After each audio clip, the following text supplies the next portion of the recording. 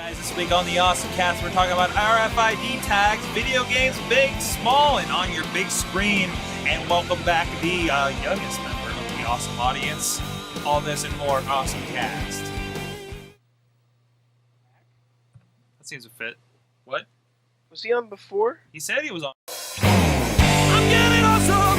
You're getting awesome! We're getting awesome! Yeah, that's what I said now! I'm getting awesome! You're getting awesome! We're getting awesome! Yeah, that's what I said! Ladies and gentlemen, welcome to the AwesomeCast 130. I'm Michael Sword here in the studio in Pittsburgh, PA.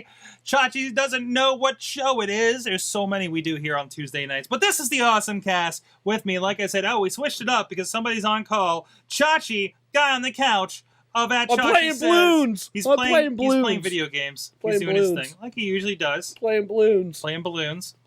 No, not balloons. It's just balloons. Balloons. Baloo the bear. Like the balloons? They Or balloons? they take the A out, Oh. and it's just BLOONS. That's a Web 2.0 shit right there. It's a monkey that throws darts, and you have to pop balloons. And I forgot that this is the show where we don't swear, because with us are the guys I usually swear around. Bobby F. J-Town. Bobby Snyder joins us once again. Professional ironer at Bobby F. J-Town. Laundry time. To begin.com. You know, I'm telling you, man, we're going to, I think we're going to have, I'm hoping we have so many people in the studio for this and the Wrestling Mayhem show. Some of them will be coming to us from the set of the future Laundry Time show. It's gonna print money. And then launder it. Yeah, exactly. And also joining us, I believe the youngest person ever to be on this show. That's very accurate. That's not covered in fur. The Wrestle fan, Eamon Payton. Oh, I know you're talking about puppies. Okay. Even the dogs are older than he is. Oh, okay. Dog That's very serious. And hey, I was on the AwesomeCast once like a year and a half ago. Were you? So there you go. Yeah. Why did we do that? I have a question. Can I say knuckle duster on the show? I don't. Yeah, I guess so. Because I don't know if anybody else knows what that means. Awesome. Yeah, I mean, people like to crack their knuckles. I mean, that's fine. Okay. Anyways, moving on. He's joining us. I don't know. I just wanted to get somebody that we haven't. I'm trying to get new faces on the show. We don't get all the time, and I've Wrestle fan. He's somebody different perspective. He's coming to us from the University of San Antonio, Texas.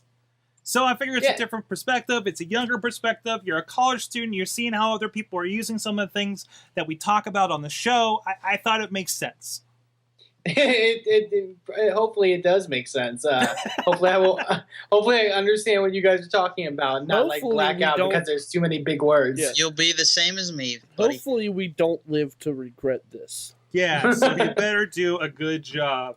I'm trying. No pressure.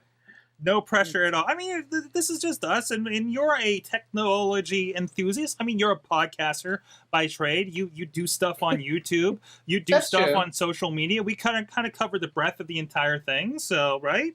Yeah, that there's a lot of tech that's involved with my daily ongoings, you could say. So, yeah, I guess I am more than qualified. And I like guests that don't aim high. When I say, "Hey, you want to be on the AwesomeCast tonight?" and say, "Me?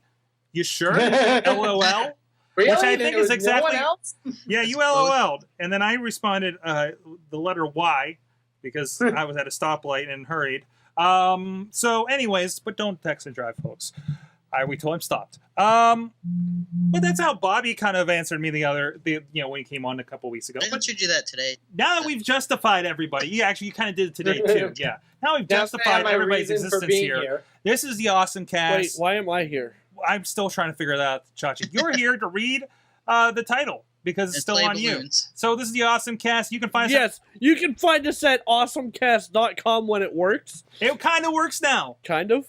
I pointed to the category on sorgatronmedia.com. Nice. So you can get to the episodes now. Nice. And if you want to email us, sometimes people do email us. You can reach us at contact@awesomecast.com. We are on Twitter at AwesomeCast. We are on the iTunes, the Facebooks, the Google Pluses, where the conversations are always bumping. Yep. No idea what any of that stuff is. Find the show on Stitcher. You can find us on Why iTunes. are you here? Flip TV, YouTube. A lot of you guys are watching us on your Roku box via the Blip TV app, so please go check all of that out. I said we're on Facebook. Oh, we already talked about that stuff. Yeah, I said I'm that. sorry, Chachi. That's okay. But this is where we geek out. So I let's. still like you, buddy. Thanks, buddy. Thanks, pal. Thank you. So this is a story we didn't get to last week. I had it in here, but for whatever reason. And this is one that's kind of down in your neck of the woods there, Wrestle fan. Yeah. So I found this on The Verge about a week ago. Students' expulsion for refusing to wear RFID tag put on hold until next week. And of course, this is from about a week ago on The Verge. So basically what's happening here, to sum up from when I read this before, it's this school district. I'm trying to bring it up here. The Northside Independent School District. Basically, they have their students wear RFID chips to prove that they're in school, right? Right. Now, the way this reads, this system cost them over $500,000 initially, and will need a yearly outlays of $136,000 to maintain. But the school district's revenues are tied with attendance, and by being able to prove that the students are on school property during the prescribed hours. I would just like to point out that... Let me finish. The district hopes to earn an upwards of $1.7 million. So, and in this, the student again was told they'd be expelled last week for refusing to wear the RFID tag, which is a small battery-powered radio transceiver. Basically, these things are being used all the time. In like stuff you buy from the store, even, you know. So Chachi, you have some thoughts on this. Well, hold on, I gotta find the message in the Facebook group. Hold on. First off, I would just like to point out that the majority of public schools get their funding based on attendance. Right. So that is nothing new. No, and yeah, I mean it's definitely a common thing, not just attendance, but also based off, that's why the big thing for like standardized testing and stuff like that is that there's benefits that come with all this stuff. So they'll a lot of times either teachers or school officials will sort of do these sort of measures to sort of improve themselves in the long run, I guess. Correct. Where's it? You looking for the comment on the Facebook, right? Yes.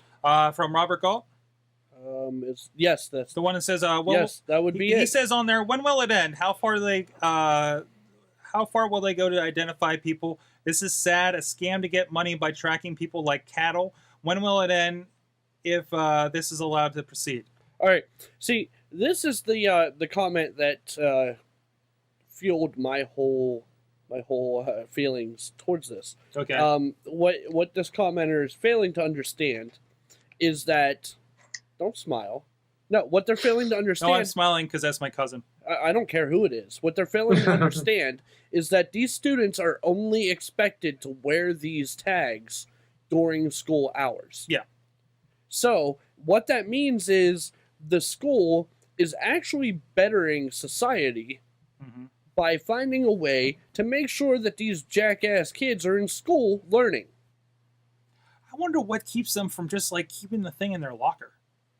Nothing. Yeah, I mean, that's kind of where I get to. Like, why don't everybody just stuff them in their lockers? Then again, depending on the tracking software, it's going to look weird if that kid was at that same spot for 7.5, 8 hours. Why is this guy stuffed in the locker? Yeah, I wonder.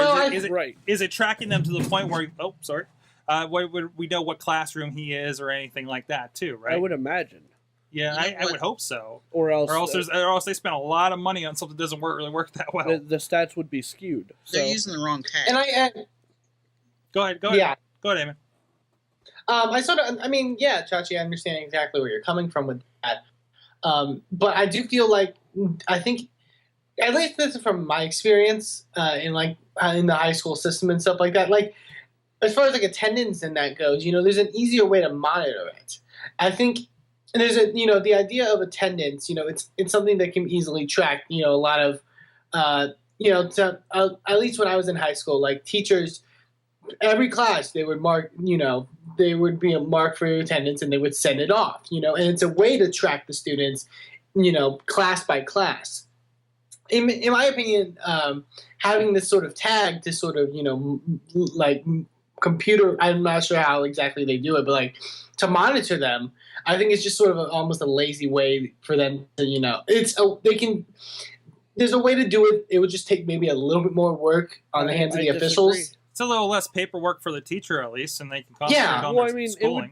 it would be less paperwork for the teacher, but overall, I think this is a better system because, and just like Eamon, I went to high school too. There were many a times where the class before lunch or the class after lunch, I happened to not be there. Whoops. I would get lost in the cafeteria or at the convenience store down the street or, not in school. Right. Which means the teacher's attendance stats are already off. Yeah. Because the individual teachers don't know if I happen to be in the rest of the classes before that. And I gotta tell you, like even looking at something like, we're talking high school here, but in a tech school setting, I'm finding it hard to keep track of kids that duck out at that break, halfway through a 2-hour class. Right. Just keep an eye on that because nobody has assigned seats. So I mean that's kind of a thing to kind of ensure that. I don't think, considering they're just wearing it on property. And this turns into one of those arguments. We always have those arguments. This Constitution ends at the door in high school, right? Absolutely. You're not an adult. They have these things. These people are keeping an eye out for you. Instead of your parent or guardian. During the day, they have to ensure your safety to a certain point. This establishment is responsible for you from the minute you step onto the bus. To the minute you step off of the bus. And there's a break in that system, then they can get their butt suit on. Yeah. Which doesn't help anybody because then they're paying money out for lawsuits and not putting money towards my kid's education. Right. So you don't have kids. Not yet. Well, okay. Another thing, they're using the wrong kind of tag. The chitlins. If they want to keep the kids in school, they need to have a laser tag to keep them in school. Or shock collars, right? Yeah. There you go. Like GPS. Why not? Yeah, why not? Let's just go all out. Laser tag shock collar. Right turn at the locker. That's ahead of you. What are you, like school GPSing over there? Yeah. That's exactly what I'm doing. I don't know how to get to my last class. Yeah. Oh, what else is going on? Thankfully, I do have a good bit of video game news for you guys this week. What? You didn't give your thoughts on that. My thoughts on this? Yeah. I think I kind of did. I think I go with that. Constitution ends at the door. They're ensuring that these kids are there. There's no question about it. Chachi, you're not sneaking out and going down to the convenience store. Aren't you glad we lived in simpler times where we couldn't be tracked by GFF or radio signals, where we didn't have to worry about being bullied on Facebook. Instead, we were being bullied on ICQ. We were being bullied in real life. Because what was it through? It wasn't until like, I don't know, my junior year where Columbine became a thing. Yeah, that changed everything. I mean, so yeah, we didn't have to deal with that crap. We didn't get the extra. Well, I mean, they put in extra security, but it didn't work. Like they tried locking the doors, like some of the doors at the beginning of the day and unlocking them at the end of the day that led to the parking lot. But with so much construction going on in the school, that didn't really help any. No. And then they tried putting up cameras, but the problem is they only put cameras in the main entrance. So how many side entrances are there in a high school? So you knew not to use the front door. Well, I'm not coming in that way. Yeah, you knew not to use the front door by the principal's office if you were planning on leaving early that day without saying anything. Which really, would you have done that anyway? No. Which also, like, I don't know about like that area. At least in the Texas area, there's a lot of like, I don't know what they're sort of like trailers, I call them, where it's just like extended classrooms where you can get more room for the size of like an actual like school, and from the fact that it's like half of like what it takes to school is just like all these trailers, it's so easy to maneuver out of those without getting noticed. Really bad image of what Texas schools are like now. No, it's horrible. It's a common thing in the South. Like I'm picturing like a trailer park school or something like that. And it's not a trailer. It's not that far off. Okay. It's literally they took a small building-esque thing and moved it into like an outside like grass field and put it there. I mean, this is like a steel building, right? Like this is like one of those like really cheap steel buildings. My mom works with these. High schools on wheels. High schools on wheels. There you go. In the South, it's a common thing. Okay. They don't have high schools so much as they do campuses. Okay. Where in some places, depending on the school, it's a bunch of smaller buildings instead of like the traditional high school that we went to, kinda like, where it's one giant building. Kind of like we always see in the like California schools where in movies where it's all like outdoor to get between classes. Right. It's more like a plaza than a building, of classrooms. So something like that. Interesting. Yeah, that's a common thing in warm climates. Our school had a. Oh, sorry. No, it's okay. I'm done. Our school had a courtyard with chickens in it. Just so you guys ever want to know that. Like legit, like not just when the senior prank came around, because they always dropped like a turkey or something in ours. Chickens lived in the courtyard until one day we had chicken nuggets. Oh, Johnstown, PA, ladies and gentlemen. No, Wimber, PA. What's that? Wimber, PA. Wimber, PA. Wimber, PA. There you go. Wow. Yeah. You guys making my school sound normal. And we also had green hot dogs. AwesomeCast! AwesomeCast! Back to the tech. All right. Hey, remember the Ouya?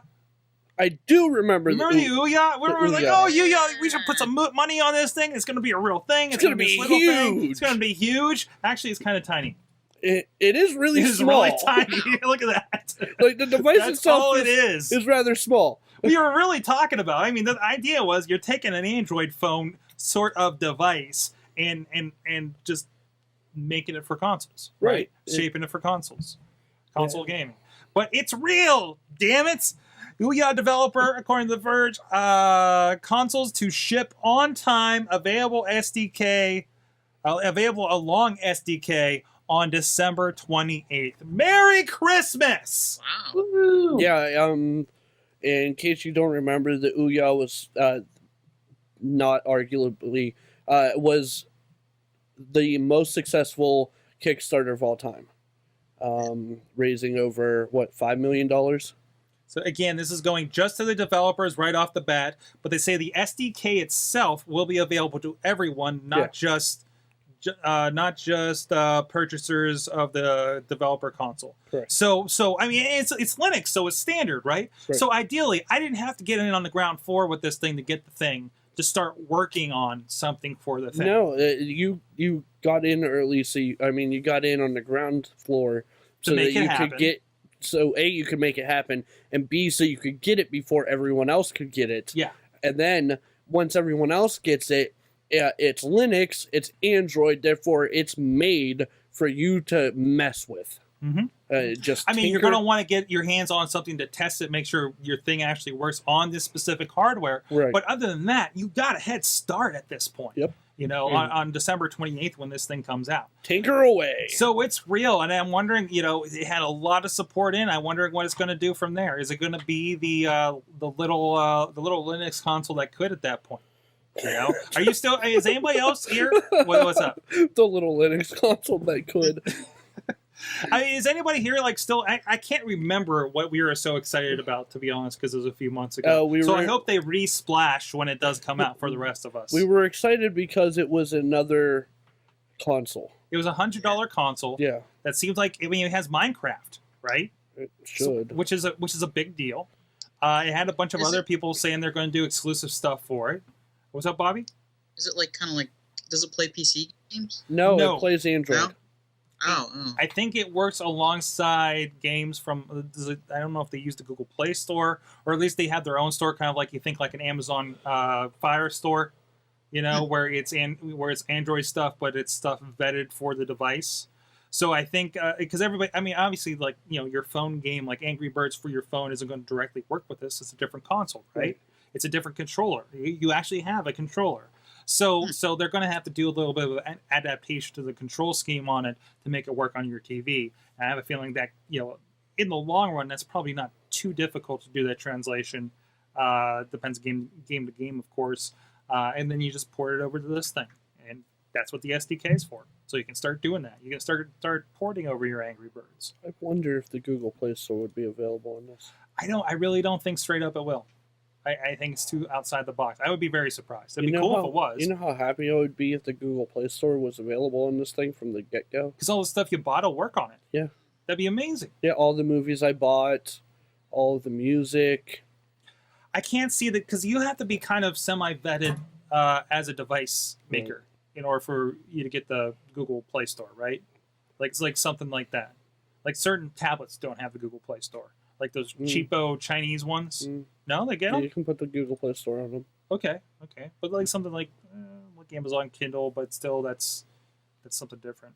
So I don't know. We'll see. At least we'll be able to see like, a week into January, we'll see, look what such and such is ported over to the Ouya, some emulator or something that's going to be insane.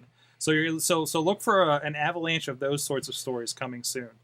WrestleFan, you have a story here again about video games. I did. Tell us a little bit about it. What's going on?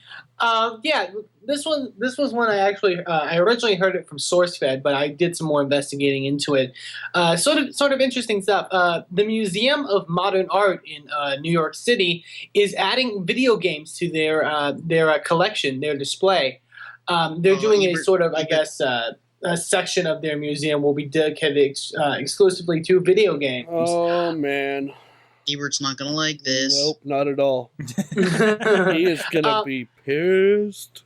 But yeah, according to the press release, I'm at the Smithsonian.com.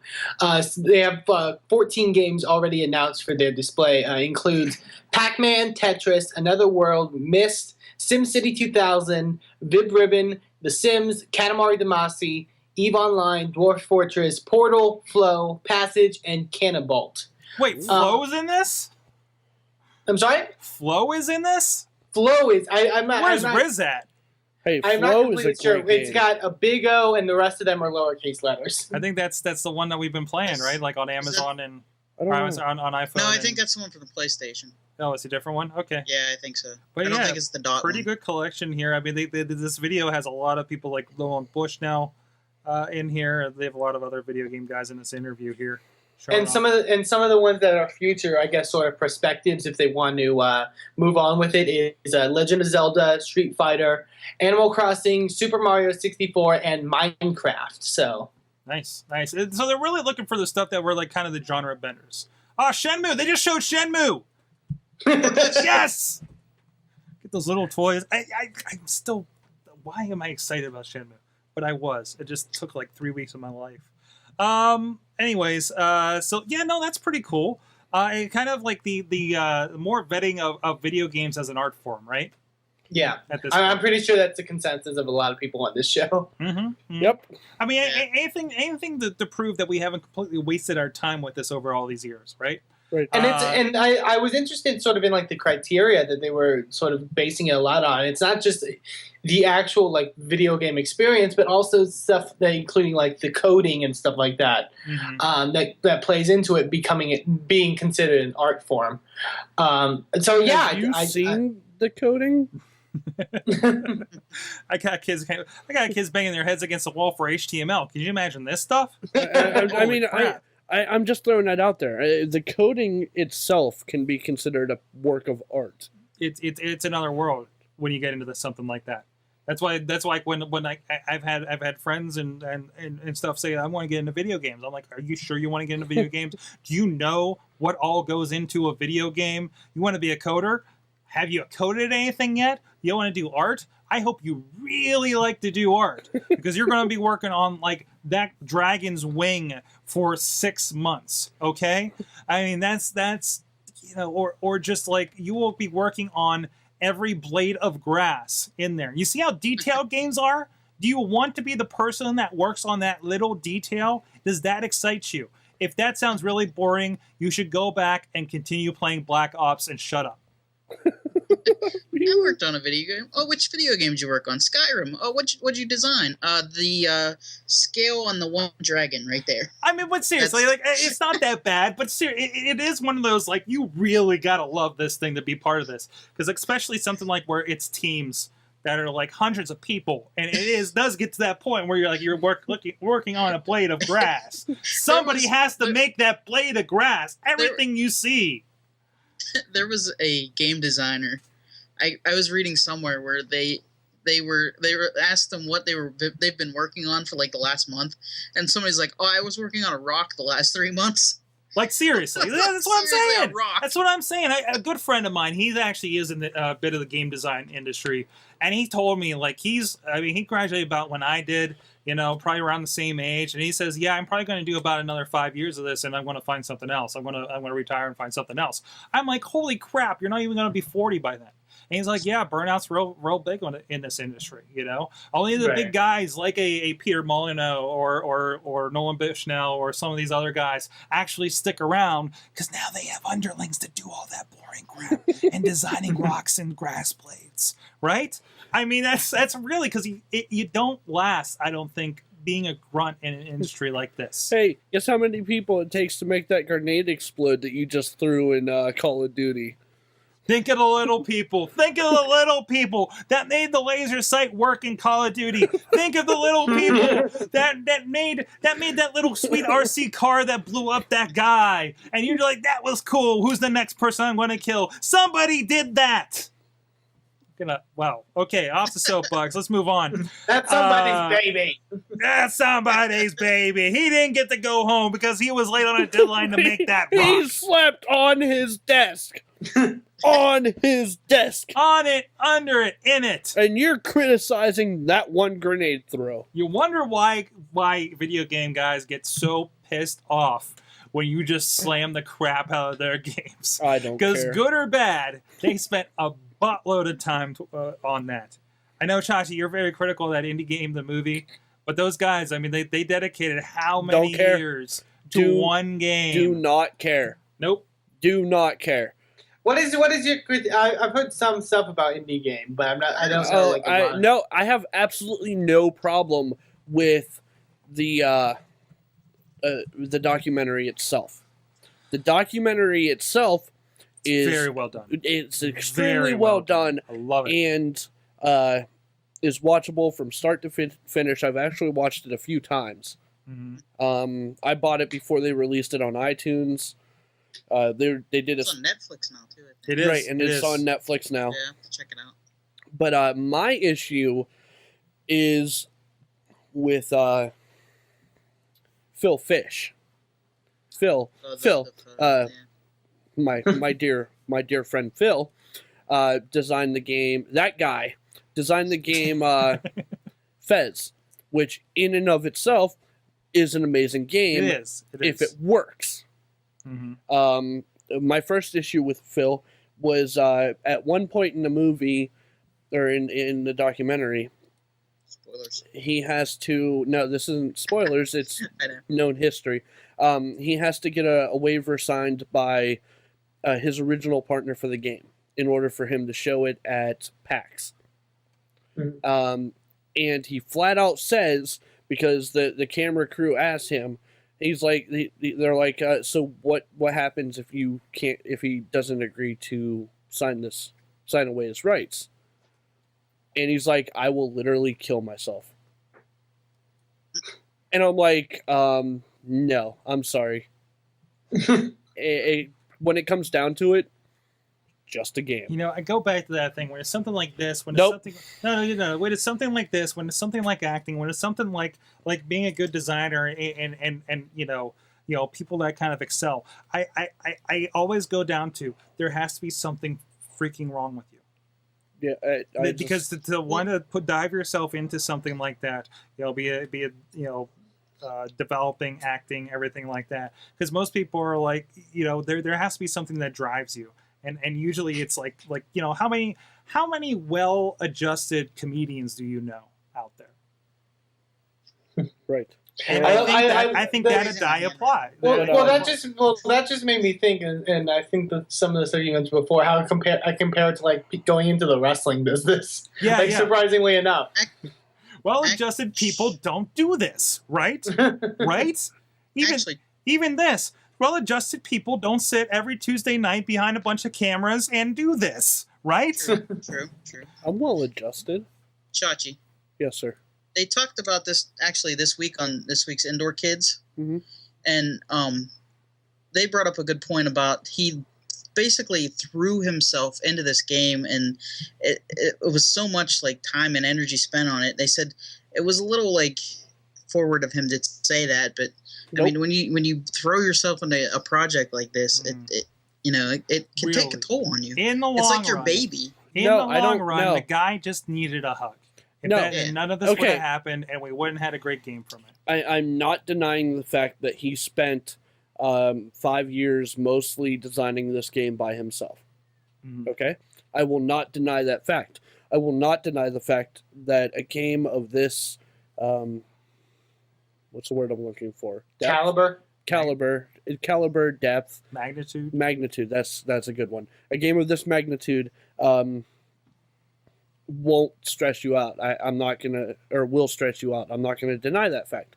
However, he is threatening to kill himself over something he can't control. He has the resources, so in the event that he's not able to show the game at PAX, there's a whole legal system out there in which he can get the rights he needs. Okay? So there's that point. Later on in the game's lifespan, Mr. Fish... This is post-movie. Yes, post-movie. Yeah. Mr. Fish released a game for Xbox Live. Or Xbox Arcade. Then went on to bash Xbox Arcade for releasing the game. And for their policies as far as what it costs to release an update. Now, he knew about this going into it. He obviously had to sign something. It turns out that at one point in the game, Fez will corrupt your save, making all of your hard work in this extremely difficult game gone. Now, it cost $10,000 for him to update this game. After he already made, I estimated, 3/4 to 3/4 to $1.25 million on this game. But he won't shell out the $10,000 to the people who all paid $10 to get this game. The other thing I wonder, potentially in his favor, is it like the Apple system where you don't get that $1 million you made for like 3 months down the line after they touted everything up since it's through their store? Okay, the game had been out for 9 months to a year. He had definitely had time to fix that. He had the money. Yeah. He knew that break was there. Refuses to fix it. So, All right. Mr. Fish can knuckle dust his way to the... Moving on. So Steam's in the news again. I know there's been rumors months and months. I think you guys have talked to this a good length on insertcointobegin.com. But Steam, there's been rumors about them like doing maybe a Linux console of some sort, right? Like it's been like through hires, and I think they had a controller prototype for a while. Well, something just came out of beta. Maybe it lends towards that. Maybe it's just something cool for the rest of us, right? Steam released Big Picture. It's out of beta. It had been in beta for a good long time here. I'm not sure if did they open it up for Mac yet, or is it all still PC? It's probably still PC. No, here it is. It looks like, it looks like it's PC. No, Mac OS X. Excellent. I'll have to check that out then. So basically the idea is they've changed up the interface for Steam to be more suited for your television. Because I mean, you blow up a computer on your screen, it doesn't really work very well. Also makes Steam, the software itself, adaptable to a console controller. You can plug an Xbox controller right into your computer, and it will work with this menu. Basically, turning your computer into a console type experience. Now, this is still going to be dependent, I believe, on the games themselves supporting controllers. But I think, well, in the last few years, really, they've kind of all come around for the most part, right? I mean, does anybody have any experience either way PC gaming? Does anybody do much PC gaming in here at this point? No? Xbox. Xbox? It's all Xbox? Yeah, very rarely. What is PC gaming, right? But still, I mean, this is something, and even they have a web browser that they call, here, I'll pop back here, they're showing it off a little bit. And they have this interesting controller scheme. I don't know. Yeah, this interesting controller scheme that you can use to type. And this is the browser it's showing off now, which apparently they call first-person browsing. So, it's on a computer, so it's going to be doing your YouTube and everything. I think it's an interesting competitor to something like, what's going on with Internet Explorer on the Xbox. So I played around a little bit with that on Smart Glass.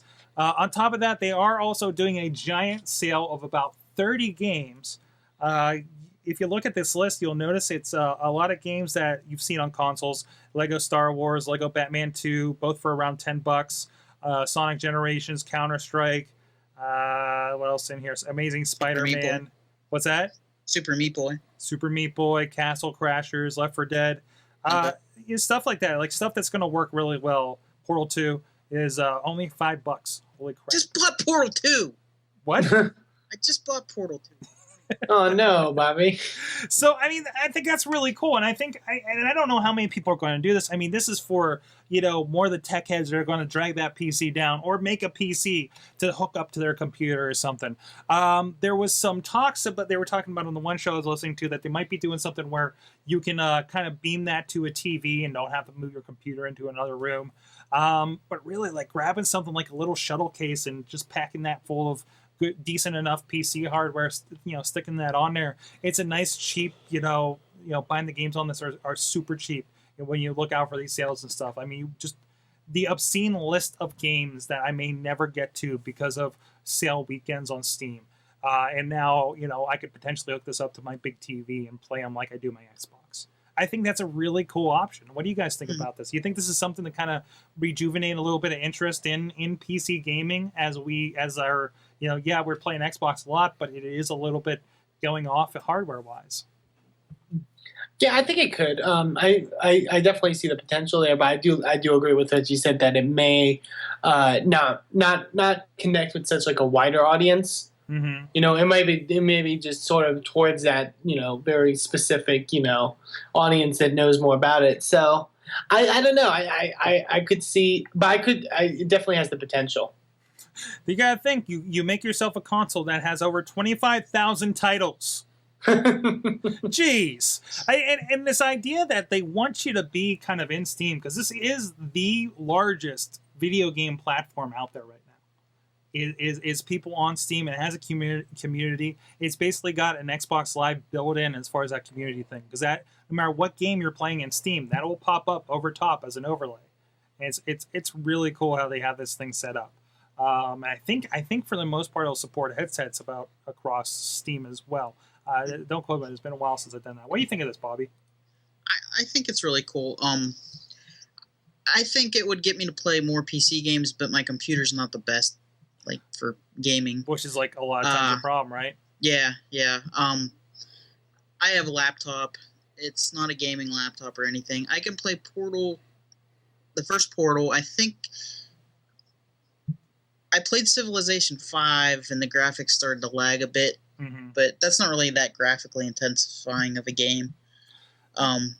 One game I wish Steam would add that they don't have on is Roller Coaster Tycoon, either 1 or 2. They have 3 on there. 3 was terrible. But I really want to play Roller Coaster Tycoon on my TV, so please, Steam, add that to your collection. There you go. And it's really, like, even as far as like PC stuff goes, like that, like you say, you have computers a little long in the tooth.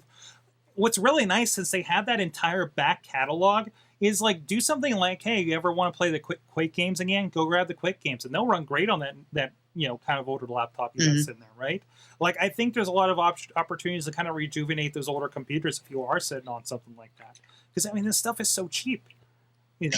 Why not? I mean, how many cases where, like, my brother and I both have rebought things that we owned on DVD or CD just so we have it? Because that CD or DVD is going away. We've already lost it. It's cracked. Who knows what happened to it, right? But now it's like it's in the cloud. Moving your gaming to the cloud at this point. To the cloud. To the cloud.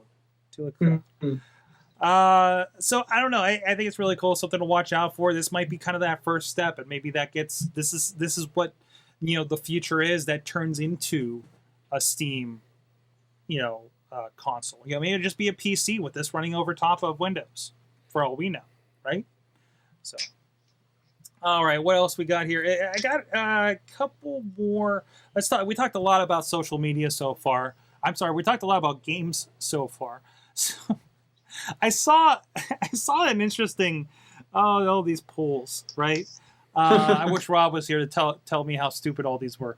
So I saw one over the Black Friday crazy weekend thing, where it talked about like what social media contributed to what percent of sales. Twitter, 0%.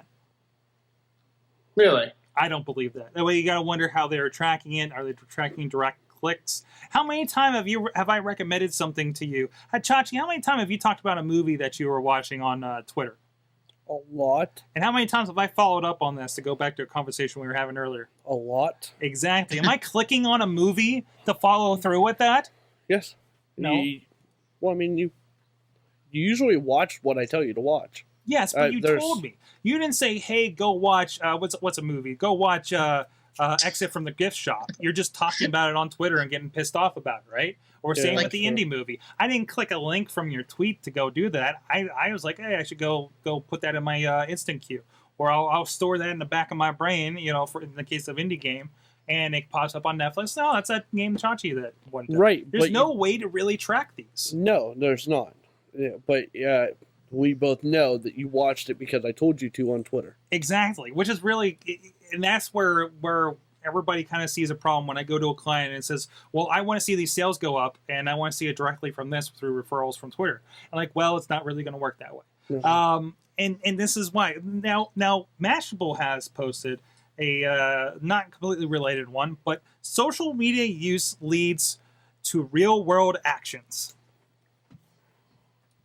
So you told me to watch that movie. Right. Or I want to watch that movie. Yes. And how many people do we run in at pod camps and meetups that are there meeting new people because they met them first on Twitter? Yes. I think that's a prime example of what's going on here. Correct. I had a quote, like right here. While Twitter is second from the bottom in driving offline actions, the engagement it does inspire is active in nature. Here, according to Mashable, 25% of Twitter users have participated in an activity, and 30% have attended an event as a result of online interactions. The survey found. So I think this is a good demonstration to see that people involved with Twitter. One, I think they're more engaged for the most part.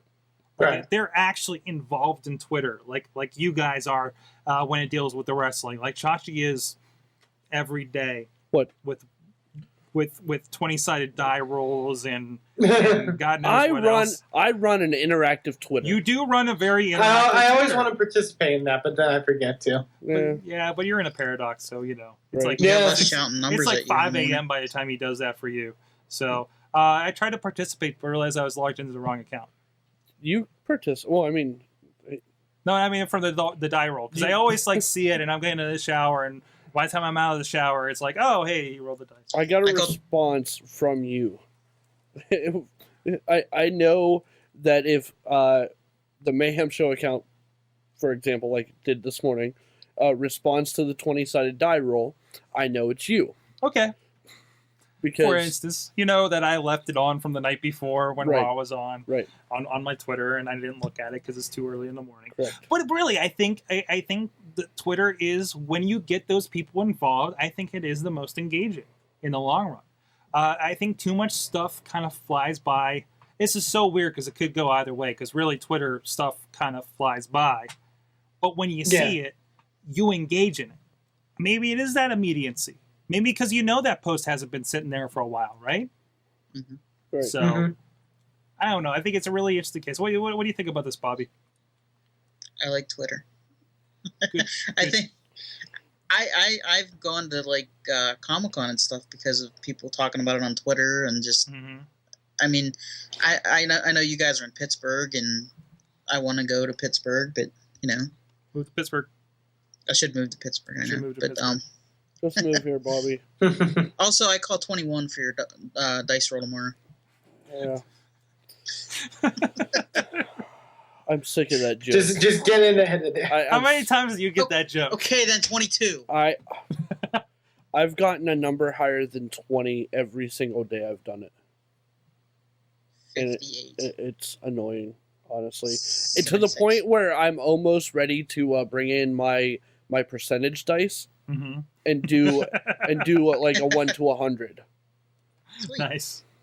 You should do that. Yeah, that's too much. And if you do Why did 101, you start that? Lootcrate.com, shameless plug, sent me a 20-sided die in one of my crates, and I just happened to have it in my pocket, like the one day. You've been doing it for like a month, haven't you? Like it Yeah. feels like forever. Right. It's been happening for about, I'd say, a month, and so I kept it at work. Mm-hmm. And so now every day when I get to work, I let the die decide or predict what type of day it's going to be. It's often wrong, but I let the die decide what type of day I'm going to have. And it got to the point where I'm like, I'm rolling this by myself. I'm like, let's just throw it on Twitter and see if anybody will take a stab at what number it is. And it turns out I get at least anywhere from 10 to 20 hits a day on a very simple pick up a die, roll the die. It shows what little things will work on Twitter, right? Oh God, yeah. The more popular thing I do is the if your crotch were a blank question. Yes.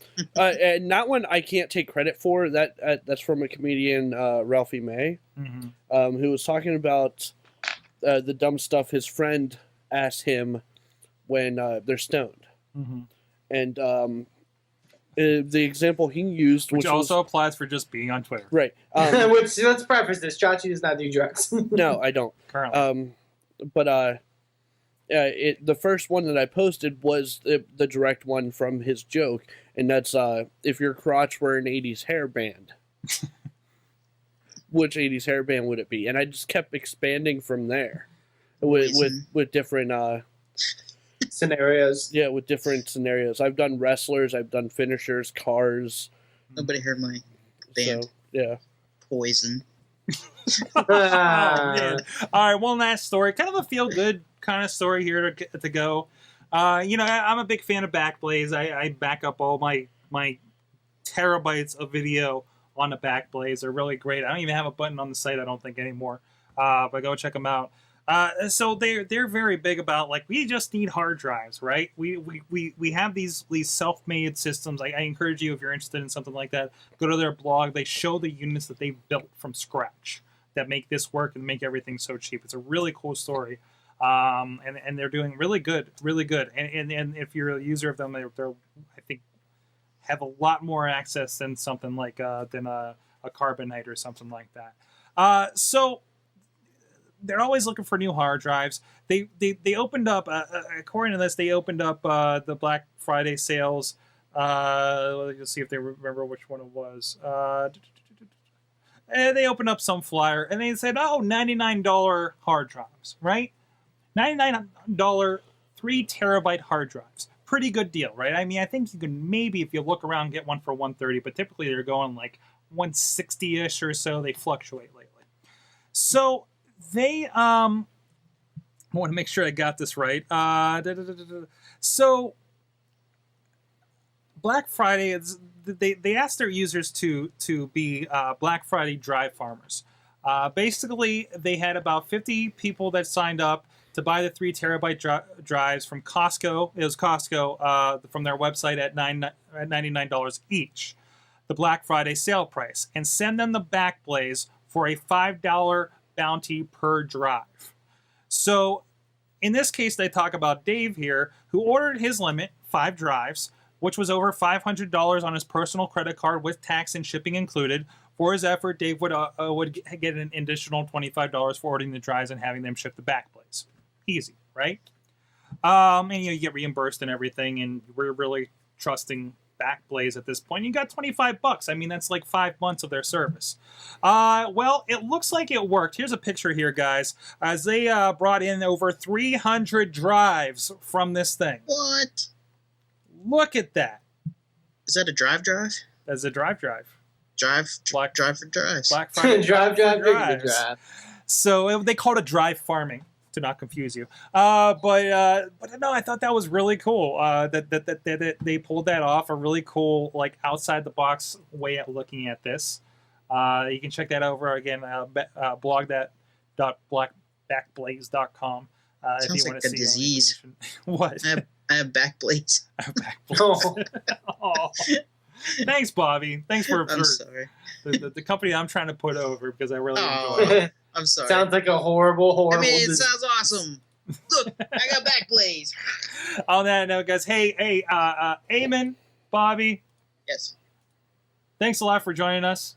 Thank you for having me, Sorgatron. See, it's not that hard. Thanks for ruining it. No, I totally can follow along. So, you did well. Eamon Payton, he is the WrestleFan, at the WrestleFan on Twitter if you want to follow what's going on with him.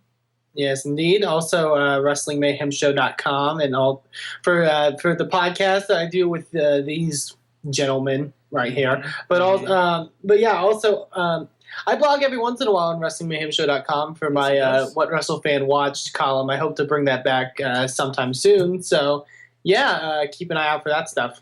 Also, one of the guys that makes things run over there. Oh yeah, I kind of helping me out. Yeah, so I don't like to take that much credit for it. Sorg is more power behind that than I could. The other guy that really helps out is Bobby FJ Town. He's what's that? That's a 3DS. Wow! Look at that. I got technology in my hands. Awesome. It came out like a year ago. Yeah, it's still technology. But still, so many people don't have it. He's at Bobby awesome. FJ Town, also at InsertCoinToBegin.com and WrestlingMayhemShow.com. Another guy that makes things run here on Tuesday nights. Somewhat. Terribly. Chachi's on a call. We're going to leave him be, but you can check him out at Chachi Says. Who takes calls during shows? At Chachi Says and at all the same places. I'm getting emails for the Mayhem Show. I am Mike Sorg at Sorgatron on Twitter. Check me out, everything out at SorgatronMedia.com and always the things over there. Contact at AwesomeCast.com. Tweet us at AwesomeCast or also at AwesomeCast.com.